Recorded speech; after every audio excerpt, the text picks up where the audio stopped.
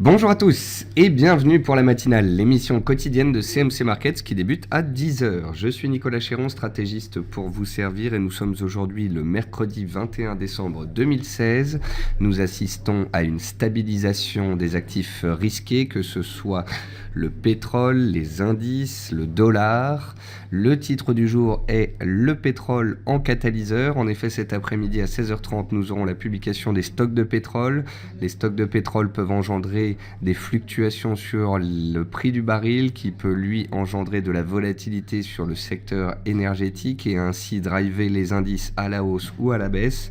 Donc on verra cet après-midi comment cette publication ressort et ce qu'elle a comme impact sur les marchés. En attendant, on va faire donc le point sur ces marchés qui s'endorment peu à peu pour les fêtes juste avant Noël. Nous allons donc regarder cela tous ensemble. Je salue tous ceux qui viennent de nous rejoindre. Bonjour à tous, Marc, PV, Brigitte, Olivier, Daniel. Bonjour et bienvenue également pour cette émission. Et puis je salue également tous ceux qui nous regardent sur YouTube. Avant toute chose, un avertissement sur les risques concernant le caractère purement informatif de cette présentation et les CFD. Je vous invite à en prendre note. Vous pouvez, comme tous les matins, utiliser les fonctions de chat et de questions-réponses en haut de votre écran pour pouvoir converser avec moi. Dans cette émission, on verra les dernières actualités marché, macro, actions, les statistiques économiques passées et à venir, une figure graphique reconnue par la plateforme de CMC Markets et bien évidemment, je répondrai à vos éventuelles questions. Alors en termes d'actualité marché, le Dow Jones Industrial Average garde le cap, il effleure les fameux 20 000 points hier soir. Donc le Dow Jones est toujours haussier dans toutes ses unités de temps. Il est très proche des 20 000 points. Va-t-il les toucher ce soir? Telle est la question. Le CAC 40, lui, est toujours confronté à la borne haute de son canal haussier à 4 850 points, borne qu'il n'arrive pas à dépasser pour le moment. Le DAX, lui, inscrit un nouveau record annuel ce matin à 11 480 points. Il consolide un petit peu depuis. On a l'impression que l'appétit pour le risque perdure et qu'on reste dans des mouvements haussiers, mais que graduellement, eh bien, la volatilité, les volumes, le nombre d'opérateurs sont de plus en plus faibles. J'ai changé d'échéance donc sur le VIX, le Volatility Index, sur janvier 2017. Je vous dis ça parce que si vous ne le voyez plus dans votre liste ce matin, c'est parce que on est arrivé à l'échéance et qu'on doit donc étudier le VIX de l'échéance suivante, celle de janvier.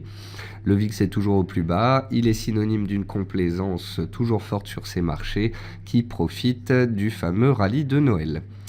Parallèlement à ça, stabilisation du dollar index à 103,2 points et donc de l'or et de l'euro, bref, de tous les actifs qui sont dénominés en dollars, que ce soit sur l'or, que ce soit l'euro. Est-ce que des rebonds techniques sont envisageables? Pourquoi pas, mais pour ce faire, il faudrait casser des résistances en données horaires puis en données journalières. Pour l'instant, force est de constater que les tendances demeurent, que l'euro et l'or sont toujours sous des pressions baissières. Donc moi je veux bien parler de scénarios de retournement, mais conditionnés à des cassures de résistance qui n'ont pas lieu pour le moment. Enfin, Vallourec tente de sortir par le haut d'un biseau ascendant à 6,46 € ce matin. Nous avons souvent étudié des biseaux ascendants ensemble, notamment ces derniers temps. Nous avions vu que lorsque des cours essayent d'en sortir par le haut, c'est parfois de l'euphorie. En plus de cela, j'ai rédigé une analyse sur Vallourec avec un objectif haussier théorique à 6,60 € que l'on est en train de rapprocher puisqu'on est à 2,5% de cet objectif théorique majeur. Donc Vallourec est clairement haussière, à court comme à moyen terme. Par contre, n'est-elle pas dans une petite phase d'euphorie à proximité d'un objectif majeur? Je pose cette question et je vous invite à lire l'analyse que j'ai publiée sur le site de CMC Markets. Côté actualité macroéconomique, la Libye rouvre deux de ses plus importants puits de pétrole, ce qui soutiendra sa production de 270 000 barils jour après un mois en service. En effet, lorsque vous mettez en fait des raffineries, des puits de pétrole en fonctionnement, le premier mois, la Libye va réussir à sortir 150 000 barils jour et ensuite, une fois que la machine est lancée, eh bien, elle peut en sortir pratiquement le double. Comme je le disais hier, pas ou peu d'impact sur les marchés des attentats en Allemagne et en Turquie. En Allemagne, apparemment, le coupable est toujours dans la nature. En Turquie, que ce soit la Turquie et la Russie, ils se sont appelés, les relations restent en place et on ne parle pas donc d'un incident majeur. Parallèlement à ça, l'Italie pourrait réaliser un sauvetage de son secteur bancaire, non plus pour 15 milliards, mais pour 20 milliards, ce qui soutient le secteur bancaire. En fait, le concept, c'est bad news is good news. Ça veut dire une mauvaise nouvelle est une bonne nouvelle. En fait, les bancaires italiennes sont dans un tel pétrin, avec 400 milliards de créances douteuses, qu'elles devaient, pour certaines d'entre elles, possiblement être récapitalisées, comme Monte dei Paschi di Siena. Or, apparemment, les investisseurs privés ne se bousculent pas pour recapitaliser cette banque, donc il se pourrait que ce soit l'Italie qui doive mettre la main au pot et non plus sortir 15, mais peut-être 20 milliards. Et qu'est-ce que font les bancaires italiennes ce mois-ci à cause de cela ?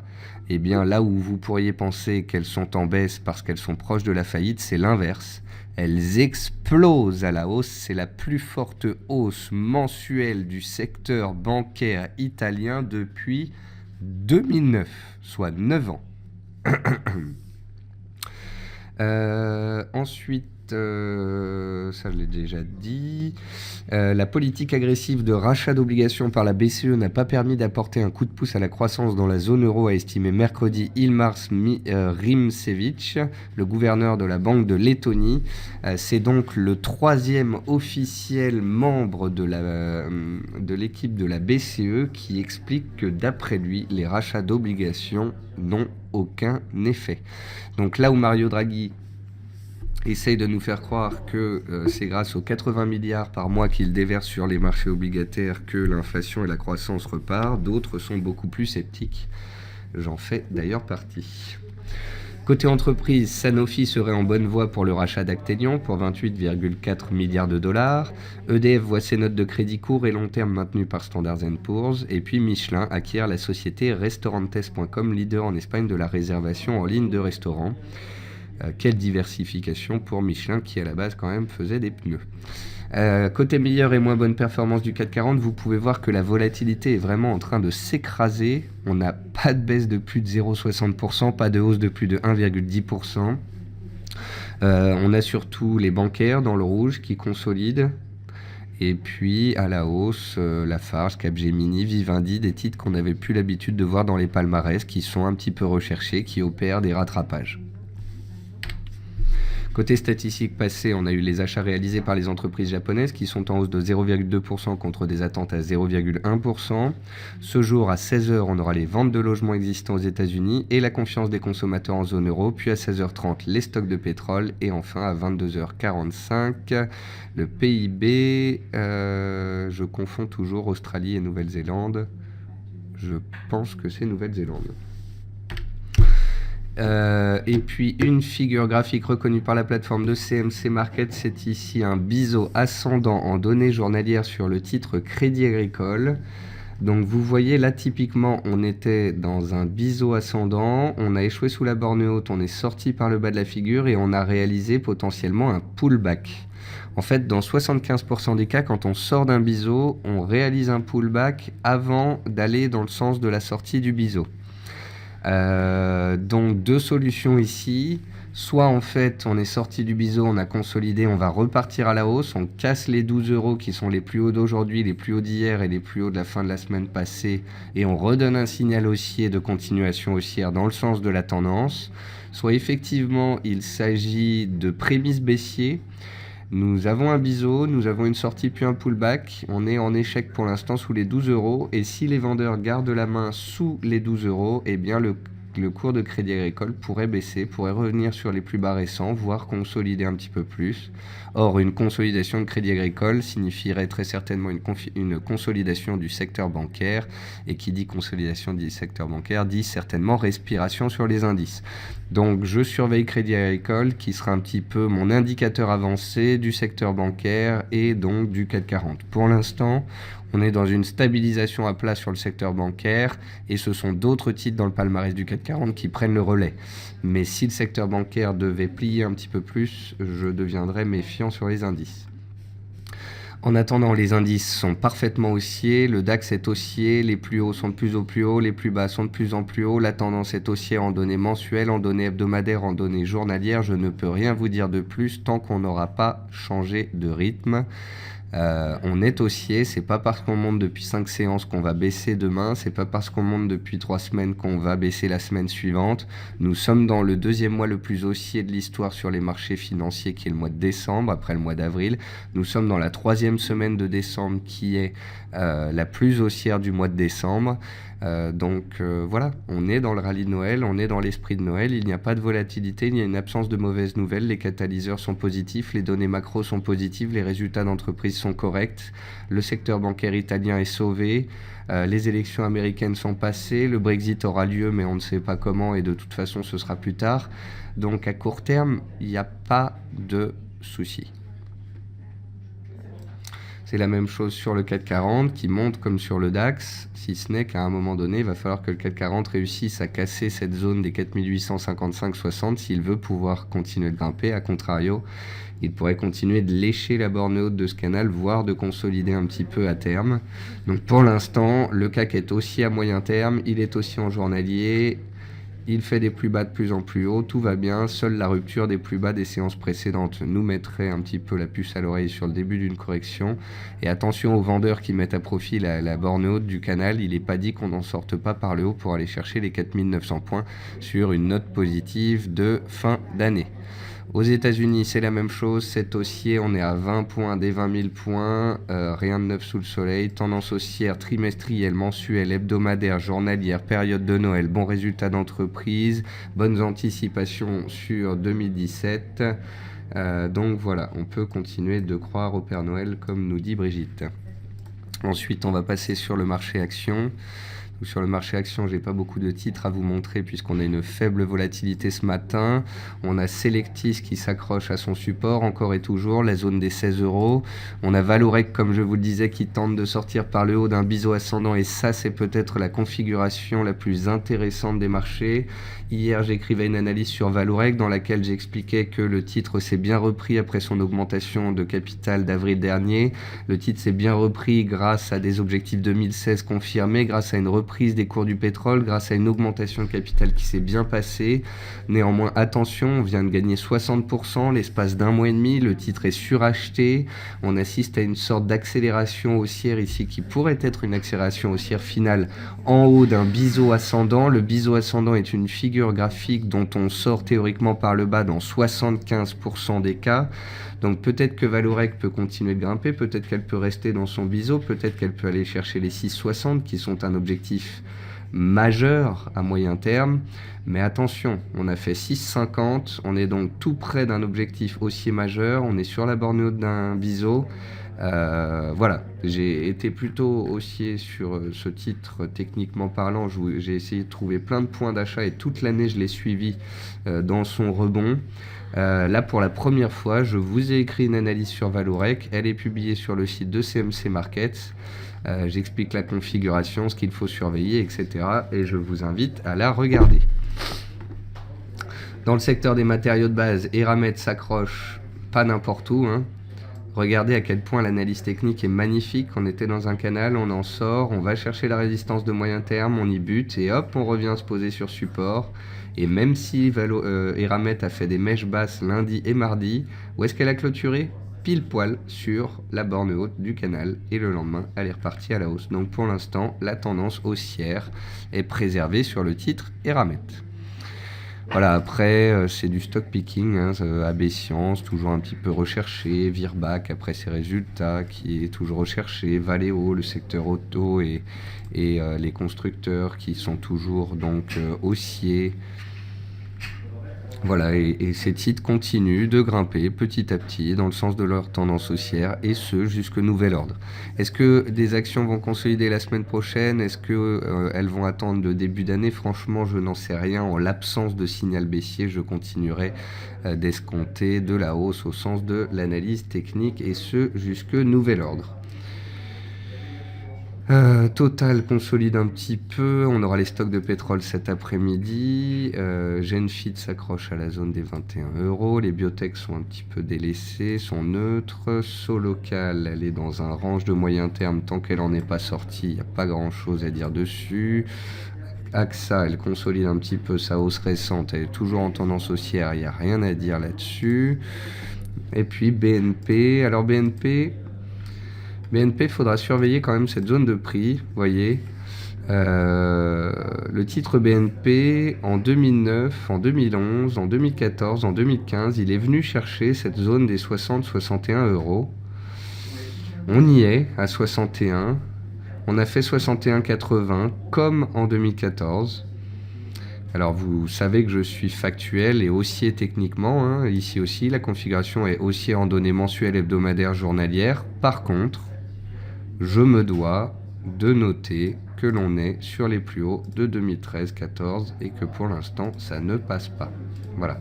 Donc si BNP passe ici, on pourrait ouvrir un nouveau potentiel haussier sur les indices et aller chercher peut-être les 4900-5000 points sur le CAC 40. Le secteur bancaire continuera de grimper. Par contre, attention, si BNP échoue sous les 61,8, cela pourrait être le début d'une consolidation de court terme sur les bancaires. Donc vous l'aurez compris, les bancaires sont au centre des attentions, que ce soit Crédit Agricole dont on a parlé en première partie ou bien que ce soit BNP qui est sur une résistance majeure. Il faudra que la hausse perdure ou du moins que les titres restent stables pour que le CAC tienne. Si les bancaires consolidaient, ça pèserait sur l'indice. Concernant les matières premières, on assiste... Alors sur les indices, on est toujours haussier. Sur le dollar, on est toujours haussier, mais vous remarquerez que sur le dollar, on fait une petite pause depuis hier, ce qui permet à l'or et à l'argent de se reprendre un tout petit peu sur support, ce qui permet aussi à l'euro-dollar de se stabiliser. Donc on va surveiller ça dans les heures et les séances à venir, parce qu'à un moment donné, si le dollar voulait bien consolider, effectivement, les rebonds techniques sur l'or, l'argent, l'euro-dollar pourraient avoir lieu. Pour l'instant, c'est trop tôt, mais le chandelier d'hier, le marteau haussier qu'on a fait hier sur support sur les cours de l'argent, était plutôt joli. Concernant le blé, on est toujours baissier à moyen terme mais en attente de signaux techniques. Concernant le riz, on se stabilise sur les plus bas annuels. Concernant le jus d'orange, on est toujours à la croisée des chemins entre tendance baissière de court terme et tendance haussière de moyen terme. Concernant l'or, on s'est stabilisé sur support sur les 1130. Tout dépendra de si les indices continuent leur course ou pas à la hausse. Concernant le pétrole, on continue de grimper, on est sur des plus hauts annuels en cours de clôture et les stocks cet après-midi viendront driver le marché. Et enfin, concernant les devises, alors Loïc me pose une question, pourtant j'y ai déjà répondu et je vous l'ai déjà dit 10 fois je pense dans cette émission, dans celle d'hier, dans celle de vendredi, etc. Mais je vais me répéter. Loïc nous dit, peut-on prévoir un retracement baissier début janvier des indices et donc une baisse des bancaires? C'est de l'anticipation. Est-ce que ça se fera cette semaine? Est-ce que ça se fera la semaine prochaine? Est-ce que ce sera la première semaine de janvier? Ou est-ce qu'au contraire les bancaires vont arracher tout le marché, tout le monde à la hausse jusqu'au 10 janvier et ensuite elles vont baisser? Franchement, j'en sais rien. Je n'ai pas de boule de cristal. Ce que je sais, c'est que l'analyse technique nous permet de cadrer les bancaires comme le CAC 40, de noter que tant que des plus bas seront de plus en plus hauts et des plus hauts de plus en plus hauts, les acheteurs ont la main et la tendance est haussière. Donc j'attends quoi? Soit un chandelier de retournement baissier, soit une cassure de support pour pouvoir éventualiser un scénario correctif. Je ne suis pas dans l'anticipation car ceux qui anticipent une baisse des indices depuis 6 semaines se font marcher dessus. Et ça, je pense que vous l'aurez vu. Et concernant les paires en dollars, c'est comme l'or et l'argent, on assiste à une stabilisation dans la baisse. Et stabilisation dans la baisse, ça ne veut pas dire hausse. Ça, c'est le dollar. Donc le dollar a fait un nouveau plus annuel, puis il a consolidé hier. Aujourd'hui, il est stable, flat, sur ses plus hauts. Eh bien, vous comprendrez que pour que le dollar consolide, il faut qu'il casse les 103 points, les plus bas du jour et d'hier. Si c'était le cas, on aurait un rebond technique sur l'or, l'argent, l'euro-dollar, la livre-dollar, etc. Tant qu'on fait des plus bas de plus en plus haut, qu'on ne casse pas de support, on assiste simplement à des stabilisations. Et encore que. L'AUD reste toujours baissier, il s'est stabilisé hier mais il reprend sa baisse. La livre est toujours baissière et sous pression. Le NZD est toujours baissier et sous pression. L'USD-Yen consolide mais reste complètement haussier. Donc voilà, il est trop tôt pour parler d'éventuelles corrections du dollar et de hausse de l'euro-dollar et de hausse de l'or et de l'argent. Il est trop tôt pour parler de la baisse des indices. Est-ce que les indices, le dollar, les actifs haussiers, les bancaires peuvent consolider dans les séances semaines à venir? Bien évidemment qu'à un moment, ils iront consolider. Mais en attendant, parce que personne ne croit au fait que la hausse puisse continuer, ou du moins parce que la majorité doute de la hausse, eh bien la hausse perdure. La hausse est nourrie par des acheteurs qui, eux, sont positifs et ont compris que les tendances étaient haussières. La hausse est également nourrie par les rachats de positions vendeuses des personnes qui se mettent en face d'un marché qui monte tout droit. Voilà. PV nous dit peu de volatilité, que peut-on scalper ce matin? Je ne sais pas, PV, le scalping n'est pas ma tasse de thé, la volatilité est très faible, je pense que de nombreux scalpers sont partis en vacances de Noël et ne font plus rien. André nous dit pour Crédit Agricole, pourquoi le BISO et pas un canal court terme? Parce que le BISO est une sorte, ça permet de cadrer la hausse, ça permet d'avoir une sorte de canal court terme, mais le fait est que l'oblique haussière qui est sur la borne haute du BISO, eh bien elle est penchée et elle fait pression sur les prix et à un moment elle force les prix à sortir par le bas de cette figure. Et ça permet donc d'une part de cadrer la hausse, mais d'autre part de déceler une sortie du BISO et la mise en place d'une consolidation quand on en sort. Voilà. Sylvain, concernant votre question sur Mediaset, je vous invite à appeler nos services, tout simplement. Moi, je suis l'analyse concernant les transactions, les trades, etc. Je vous invite à voir ça donc avec nos responsables clients. Concernant le coton, pour finir, Frédéric, c'est pas très net. Vous voyez, j'aurais attendu une sortie assez punchy. On a une oblique haussière de moyen terme qui est ici, qu'on a cassé lundi. On est resté dessous hier, mais aujourd'hui, les cours se reprennent un petit peu. Donc si d'ici dans les séances à venir, on accélérait sous les 68,80, les plus bas des 2 derniers jours, on validerait cette cassure d'oblique de moyen terme et on aurait une consolidation un peu plus franche qui se mettrait en place.